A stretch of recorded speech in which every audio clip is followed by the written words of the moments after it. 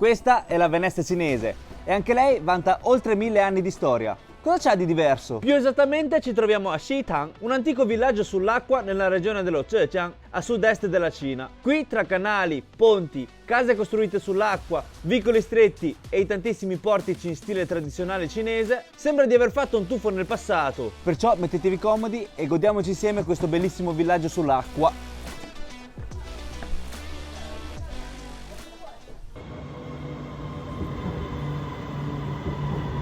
Per chi ha in programma un viaggio a Shanghai e vuole visitare una bellissima città antica nelle vicinanze, Xitang potrebbe essere la scelta perfetta. Per prima cosa dobbiamo prendere il treno ad alta velocità da Shanghai Hongqiao fino a Jiashannan, che ci mette circa 20 minuti. Usciti dalla stazione, giriamo a destra e saliamo sul 222 che è gratis all'andata e in un'oretta circa saremo direttamente a destinazione.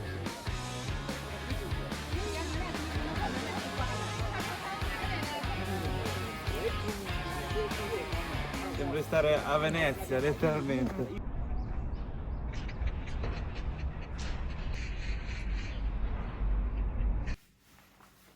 Dai, adesso vi porto a fare la colazione in questa meravigliosa città.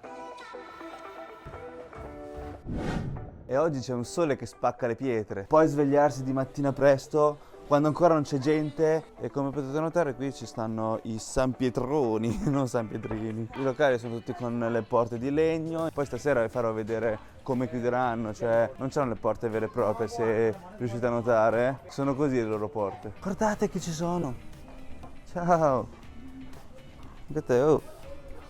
E se venite in questo villaggio qui, vi consiglio di abitare all'interno, di trovare un appartamento, un hotel all'interno del villaggio, perché dalle 8 di mattina alle 5 di pomeriggio per entrare in questo villaggio tocca comprare un biglietto, dopo le 5 di pomeriggio invece è tutto a gratis.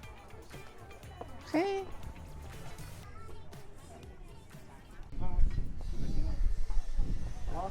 Ricordatevi di questa strada qui, tranquilla, tradizionale, che stasera poi vi ci riporto e vedrete come diventerà tutta un'altra roba. Guardate cosa c'è scritto.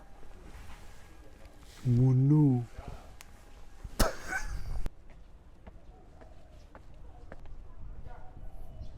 Lì men che zo, va?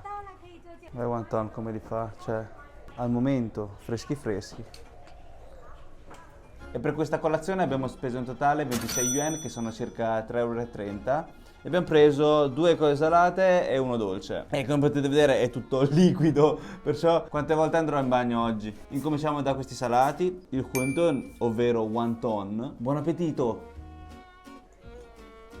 C'ha un sapore molto leggero, un po' umami, si sente il cipollotto e si sente molto poco la carne, anche perché il wonton è un raviolo con pochissima carne. Qui per sentire la carne dovete prenderne 2-3 alla volta. In pratica c'è l'impasto fuori che è molto sottile e che si scioglie in bocca, cioè non lo senti neanche, non lo devi neanche mordere. E poi quando si scioglie ti rimane quel pizzico di carne macinata in bocca.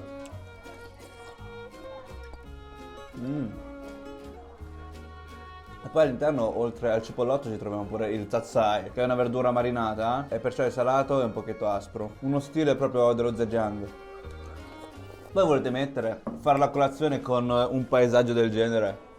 Guarda, sono tornato nel passato. Ora passiamo al tofu hua, che tradotto in italiano vuol dire fiore di tofu. In Cina lo chiamano in diversi modi. Tipo qui al sud lo chiamano tofu hua, cioè fiore di tofu. Al nord invece lo chiamano tofu no, che vuol dire cervello di tofu. E il tofu hua lo si mangia solo e solamente di mattina, cioè lo trovate solamente per colazione. E lo servono in diversi modi, cioè sia salato che dolce. Questo qui che mangiamo ora è salato e all'interno ci troviamo del cipollotto, delle alghe e dei mini gamberetti essiccati. E questo shapi, ovvero il mini gamberetto essiccato, lo trovate in tantissimi piatti dello Zhejiang, anche a Wenzhou, lo usano sempre, lo mettono dappertutto.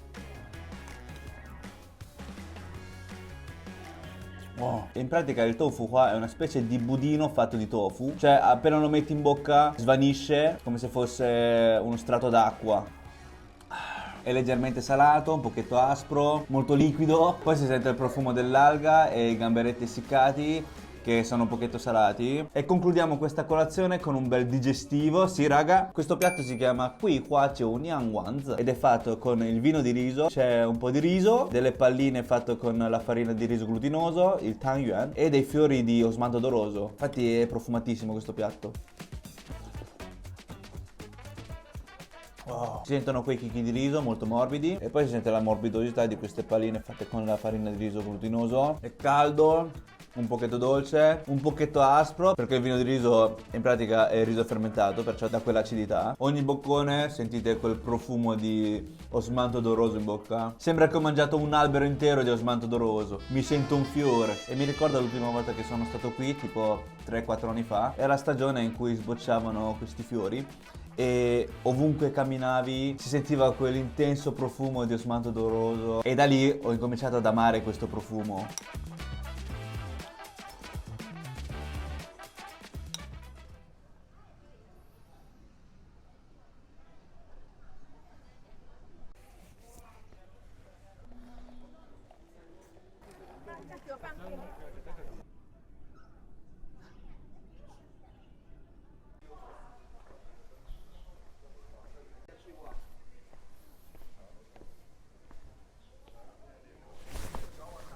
E poi in questo villaggio ci hanno pure girato Mission Impossible 3 e sapete cosa faceva Tom Cruise? Questo!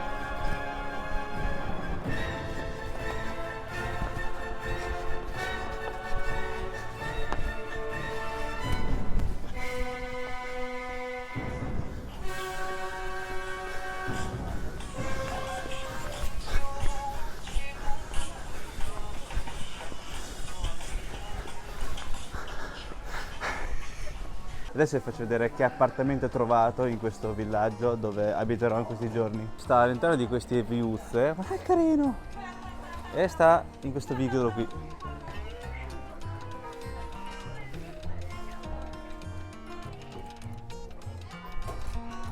Entriamo qua e qui sono tutti raggruppati diversi minsu o se no ketan. Qui li chiamano ketan, tipo ostello, tipo boh, Airbnb. Noi abbiamo scelto una loft, adesso faccio vedere.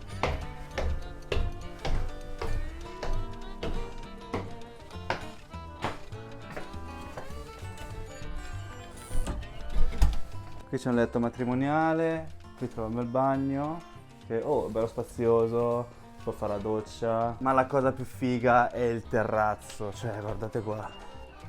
Cioè, va che vista! Vista sul canale, i ponti, le barche di legno, bellissimo. Poi immaginatevi di sorseggiare del tè qui, da notare poi quanto si fidano i cinesi, cioè guardate. Il mio terrazzo è attaccato all'altro terrazzo, perciò se volessi potrei scavalcarli tranquillamente e entrare nella loro camera. Come avevo detto è una loft, perciò c'è pure un piano di sopra.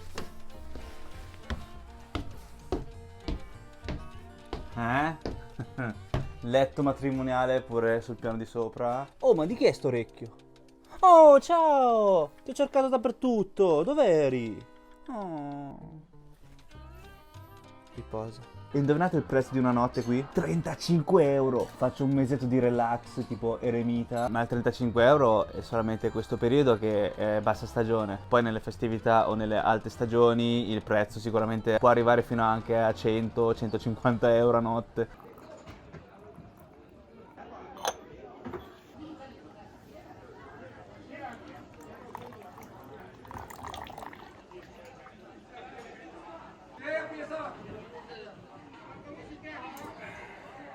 E dopo aver fatto la colazione, fatto una corsetta, avrei fatto vedere l'appartamento.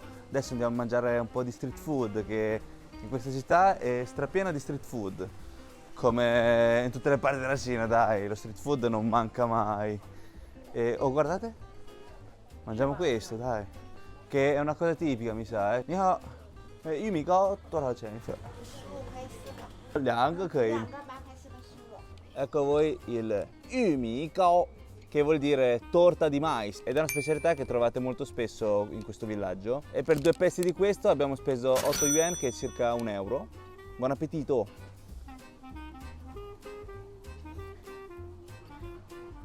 Wow! È leggermente dolce, fuori è un pochetto croccante, poi all'interno non è farcito, è proprio compatto ed è veramente maistoso. C'è il dolce del mais e il profumo del mais. Sembra di mangiare proprio tutta la polpa di mais senza il succo.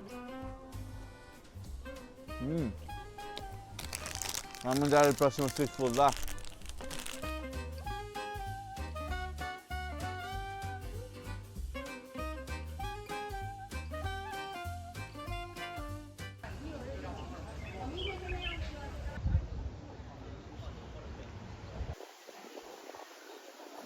Raga, sono dall'altra parte del mio appartamento e vedete quei pantaloni bianchi? Ecco, a sinistra sua, quello lì è il nostro terrazzo. Quando sono lì e guardo la gente passare in questa strada, li vedo come scimmie. E invece da qui guardare la gente su quei terrazzi sembra di guardare altrettanto delle scimmie. E passeggiando per le viuzze di questo villaggio è impossibile non sentire quell'odore di cacca. Senti sempre quell'odorino di cacca, ma non è cacca perché non siamo nei pressi del bagno pubblico. Ma è questo. 你好，可以来一份臭豆腐，谢谢. Questo odore di cacca, sul serio. Solamente che tocca mangiarlo perché è una specialità che troverete molto spesso in questo villaggio. Guardate quanto sono dorati. Sì, sì. Questo si chiama chou tofu, ovvero tofu puzzolente. Dai, andiamo a cercare un posto un pochino più profumato, così che fa contrasto a questo odore di tofu puzzolente. Bene, siamo messi sotto a questo albero che già toglie un pochino di puzza a questo piatto. No, scherzo, è che emana quella puzza quando friggono questo tofu, ma dopo averlo fritto la puzza non c'è più ed è stato condito con della salsa piccante e della salsa dolce e sopra mi ci ha messo un po' di coriandolo. E come potete notare il tofu puzzolente di qui non è nero come quello che abbiamo mangiato a Changsha. Se non l'avete visto potete andare a vederlo. No, no, no, no! Ha tirato le mosche. Adesso avete capito che odore c'ha? Veloce, veloce, se no la mosca me lo mangia tutto. Buon appetito! È stranamente buono. Fuori lo strato è fritto, un po' croccante, morbido e all'interno come se fosse una mousse di tofu. E puzza. La puzza è stata racchiusa all'interno del fritto. È proprio il tofu che c'ha quel sapore di merda. Per questa porzione abbiamo speso 15 yuan, che è circa 2 euro. Questo per mangiarlo tocca metterci tanta salsa, tanta salsa. Non so da cosa è dato questo odore, però seriamente sembra che ci hanno aggiunto qualche ingrediente segreto all'interno. E vi ricordate che abbiamo mangiato il tofu puzzolente, quello nero a Changsha? Si chiama sempre tofu puzzolente, ma non emana alcuna puzza, cioè sono 2 piatti totalmente differenti, solamente che si assomigliano tra di loro. Questo qui è il tofu puzzolente più puzzolente che abbia mai mangiato in vita mia. Basta che mi tappo il naso. Adesso è buono, sembra proprio un biglietto dolce e piccante. E in questo villaggio vendono questo dolce che si chiama Chen Shikao. Li preparano di mattina e poi li scatolano e li vendono inscatolati così. Si presentano in monoporzioni. Ai tempi mi ricordo che li vendevano proprio interi, adesso li vendono a fette, cioè già tagliate così non si seccano. E noi l'abbiamo preso al sapore di osmanto odoroso. Guardate quanto sono morbidose. Abbiamo speso 20 yuan, che sono circa 2,50 euro. E questo dolce si chiama Chen Shikao ed è una torta fatta con i semi di... Aspettate raga che mi scordo sempre sto nome. Euriale Ferox. Ed è una torta fatta con semi di Euriale Ferox, misto farina di riso glutinoso. E i semi di Euriale Ferox in cinese lo chiamano Ji Tou Mi, che tradotto in italiano vuol dire riso di testa di gallina, ma con la gallina non c'entra nulla perché è solamente la forma. Perché la radice di questo seme assomiglia tantissimo a una testa di gallina e questo seme nasce solamente da queste parti, nel Jiangnan. Il motivo di usare questo seme per fare i dolci è perché fa molto bene ai reni e alla milza, perciò è molto salutare soprattutto per i maschi. Avete presente quelle cingomme piatte allungate? Ecco, la consistenza è quella lì. È molto morbido, un pochetto gommoso, è dolce e profuma un botto di osmanto odoroso. Sembra di mangiare proprio un fiore, straprofumato. Oh, qui ci sono vari gusti e qui è arrivata la capa che ci fa assaggiare tutti. Questo è il sapore di pesca. Sembra di mangiare la pericina di pesca in formato gommoso. Questo invece è il sapore originale. Ha un profumino tipo di riso, però a mio parere il primo in classifica è quello allo smato odoroso, il secondo è la pesca. Emana quell'essenza proprio di pesca che sprigiona serenità. Con lo stesso seme ci hanno fatto pure degli snack croccanti salati. Vediamo come sono. Tipo sfogli di gamberi, ma molto più leggeri e si sciolgono in bocca. Ne ho comprata un'altra di scatola, ci abbiamo 2 scatole. Voilà. Sì, sì. Raga, abbiamo trovato lo studio di chi scrive la canzone del mio cantante preferito. Non ci posso credere. Guardate.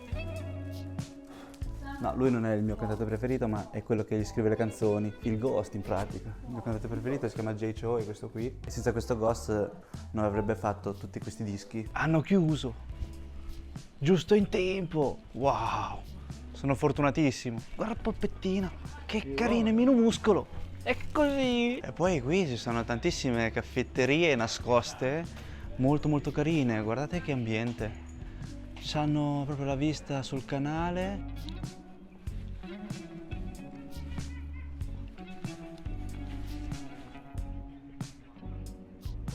E in questo villaggio c'è un'altra specialità che è la lumaca di fiume, che costa veramente poco. Vedete quante lumache ci stanno qui? E questa prelibatezza lo fanno in tutti i locali ed è il piatto meno costoso di tutti. Costa 5 yen a porzione, cioè circa 80 centesimi di euro, e poi te lo fanno pure abbondante. E perciò da qui potete percepire il valore di queste lumache di fiume.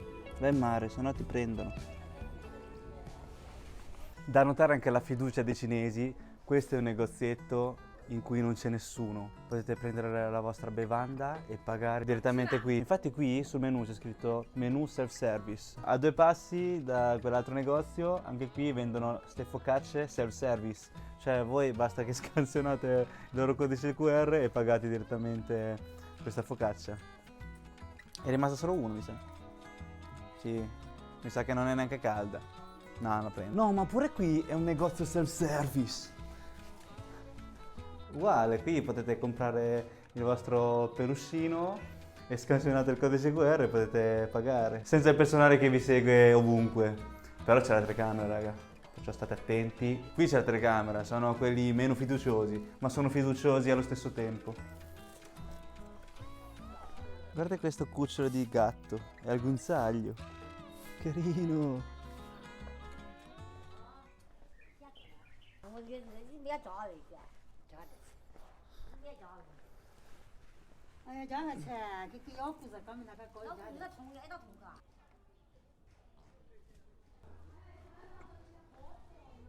Guardate che bello qui dietro di me. C'è una tranquillità, c'è una pace assurda, sei fuori da tutto, da tutti e ti si cancellano tutti i problemi. Ritrovi la pace in te stesso. Beh, Venezia o Veneto in generale è famosa per lo spritz, perciò l'aperitivo non può mai mancare. Diciamo che in Cina non esiste un aperitivo vero e proprio, ma in Cina esiste la cultura del afternoon tea, del tè del pomeriggio. Perciò in cinese si chiama xiaocha e il xiaocha che faremo oggi è una specie di aperitivo perché sarà un afternoon tea alcolico. E guardate che bellissimo posto abbiamo trovato.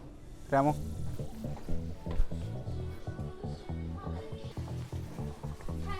C'erano i posti all'interno e i posti qua sopra. E questo fornello servirà per la frutta. Mangeremo la frutta cotta oggi come aperitivo. Poi guardate che atmosfera, siamo proprio sulla riva di un fiume strabellissimo. Alla fine la vista è più o meno come quella del nostro appartamento. E in totale per questo tè del pomeriggio abbiamo speso 68 yuan, che sono circa 8,50 euro. E qui come potete vedere ci sono vari stuzzichini, c'è la frutta, c'è il tè. Intanto ci beviamo un sorso di tè nero. Sorseggio del tè con questo venticello molto piacevole in questo ambiente veramente, raga, è da sogno. E questo tè nero non è proprio nerissimo e la ragazza mi ha consigliato di mettere alcune cose all'interno di questo tè per renderlo ancora più saporito. E mi ha detto di aggiungere la giugiola, l'occhio di drago e queste prugne essiccate.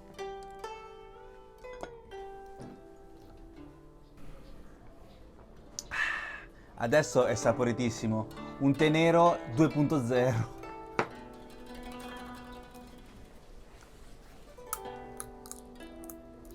E qui in Cina solitamente abbinato al tè c'è il seme di girasole, degli arachidi e dei mahua, che sono delle trecce croccanti. E su questo fornello qui ci dobbiamo mettere il mandarino e lo gnocco. È la prima volta anche per me, non ho mai mangiato la frutta grigliata, specialmente il mandarino. Questo gnocco dovrebbe essere pronto. Wow, guardate come fila! È morbido, gommoso, ma non ha alcun sapore. Però dà gusto mordere. Sembra di mangiare un mochi con lo strato fuori un po' croccante. Mai sbucciato un mandarino così bollente in vita mia.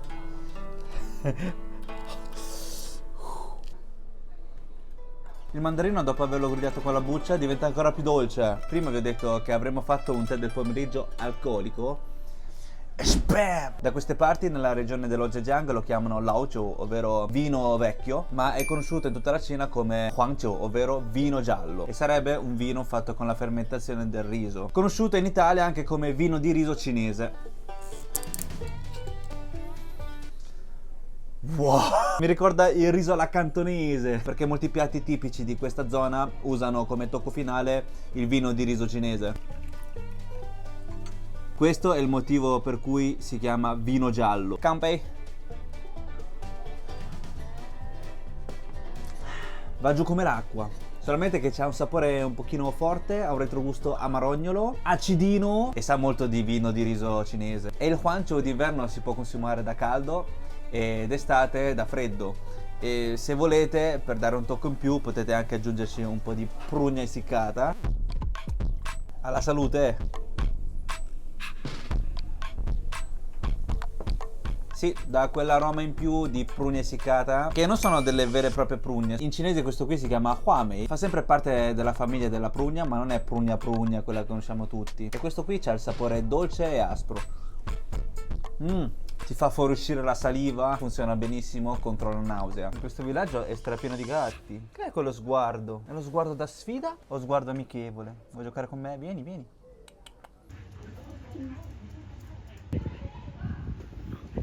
Adesso vi faccio vedere la strada più stretta del Jiangnan, di questa zona della Cina. Questa strada si chiama Shipinong, cioè in due sicuramente non ci sto io.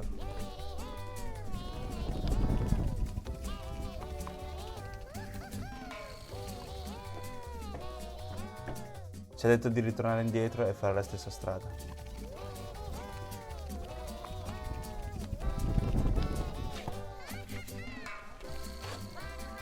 Oh raga, faccio parkour.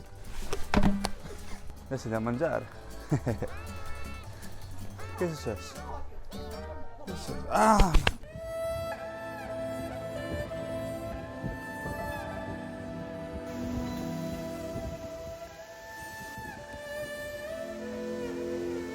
Adesso vi porto a mangiare in un locale dove fanno cibi tipici di Xitang. In totale per tutta questa roba abbiamo speso 246 yuan, che sono circa 31 euro. Incominciamo questo pasto con un bel sorso di vino di riso fatto in casa,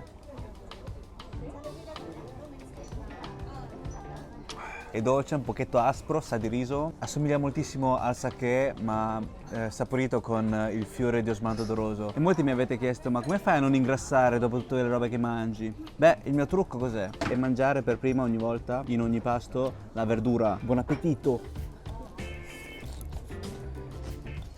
Da queste parti questa verdura si chiama chincai, che sarebbe il pak choi. È una verdura che si mangia molto spesso qui in Cina. Molto leggero, un pochetto salato, molto succulento. E verdure del genere non devono mai mancare ad ogni pasto perché è sano. E poi mangiare per prima le verdure aiuta ad attutire il grasso, il fritto, l'olio di quello che mangerai dopo. Ora mangiamo il cha-sang-ye, che sarebbe la foglia di gelso fritta. Guardate come si presenta. In pratica è una foglia. È molto molto fragile, si scioglie in bocca. Ha un pizzico di dolce ed è salato. Sentite quanto è croccante. E poi in più c'è quel profumino di questa foglia. Ha un sapore tutto suo, molto particolare. E perché friggono la foglia di gelso? Perché da sola non è buona e questa foglia fa molto bene alla salute, cioè toglie il calore dal corpo, fa bene al fegato, fa bene ai polmoni e per questo è consigliabile mangiarlo. Ma da solo, mi sa, mangiare le foglie, no? È un po' difficile. Passiamo a quest'altro piatto che si chiama Shanjitan Shaozuti e sono delle zampe di maiale brasate con delle uova fatte dalle galline di montagna. Fuori l'albume c'è uno strato fritto molto sottile, poi c'è l'albume morbidissimo e il tuorlo bello cremoso che è mezzo crudo. E sono delle uova un pochino più piccoline. È arrivato finalmente il momento di mangiare sta zampa di maiale brasata. Guardate che roba, non mi viene appetito? A me un botto.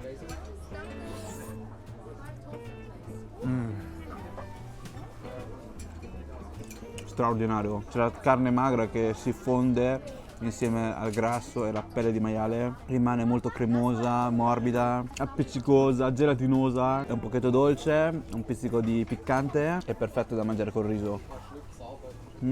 E la zampa di maiale, come ben sapete, contiene tantissimo collagene e perciò chi ci tiene alla pelle del viso, alla propria pelle, mangia la zampa di maiale, cioè come cura per la pelle, capito? Ecco perché quando vedete una persona cinese che ha 50 anni, c'ha il viso di una persona di 20 anni, mangiano tanto collagene, mangiano tantissima zampa di maiale. No, comunque non esagerate perché fa ingrassare se ne mangiate troppa.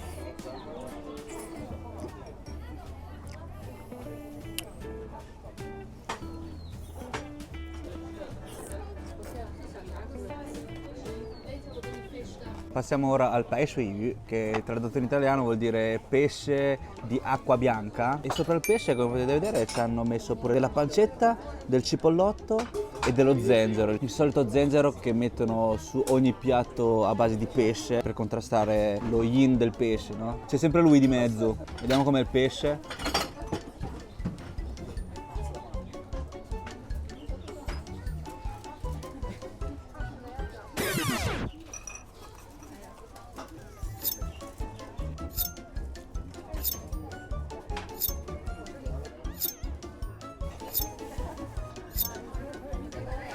Raga, come si fa a mangiare sto pesce? È buono, la polpa è bella tenera, ma è strapieno di lische. No, mi piace ancora!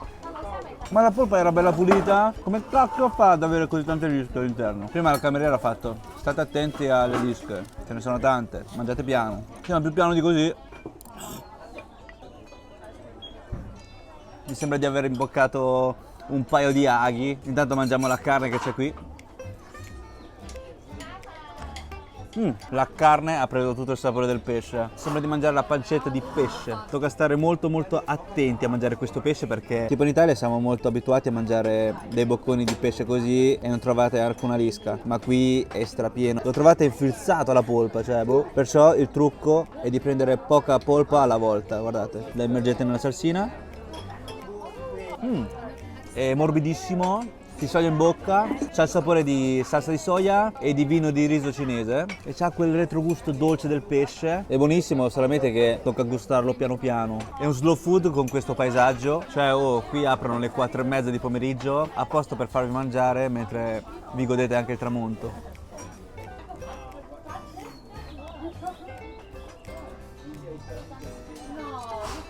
E per concludere in bellezza, torta di miglio.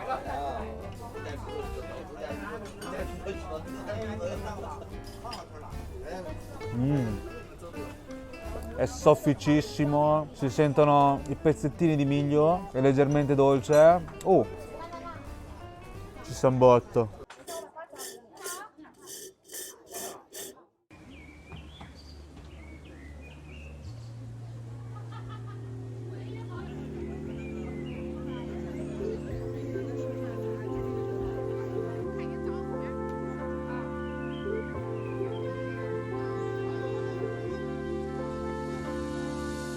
Raga, adesso sono le 10 di sera e guardate, stanno tutti chiudendo. E come li chiudono? Se sono le porte? Eccole, queste sono le porte. In pratica da quelle che di giorno sono delle panchine, all'interno contengono queste altre panche di legno e le prende uno ad uno, così da comporre la porta, no? Per chiudere il negozio. Questa è un'usanza che è rimasta dalla Cina antica tradizionale e poi ogni panca è numerata e perciò riescono a capire l'ordine di come metterle.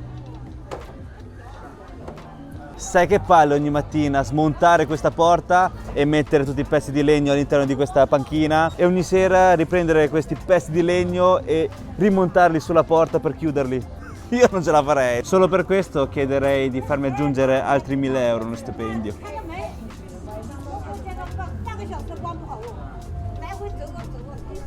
Prima stavano parlando e lei ha detto che ogni volta nemmeno mezz'ora basta per chiudere questa porta. Ecco fatto l'ultima, è incastrato per bene questo puzzle, è finito finalmente. Vedete, le ultime due panche sono queste qui di mezzo in centro e hanno queste fessure per incastrare il lucchetto, no? Per chiudere al meglio sta porta.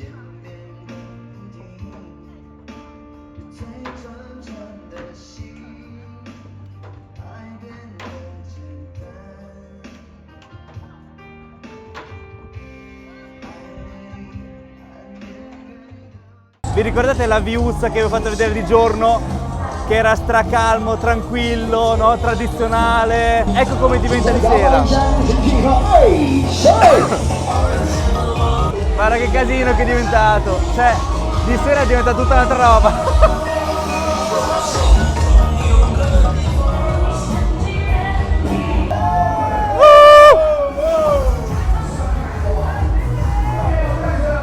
Raga, è incredibile! E tutta questa strada è dedicata ai bar. A posto, è giunta a termine pure la puntata di oggi. Grazie di essere arrivati fin qui, spero che il video vi sia piaciuto. Non dimenticatevi... Che cacchio è? Oh, non sei nessuno. Non dimenticatevi del like e del follow se non avete ancora fatto, così da essere aggiornati sulle nostre prossime avventure in giro per il mondo. Ci vediamo nel prossimo video. Bye, ciao!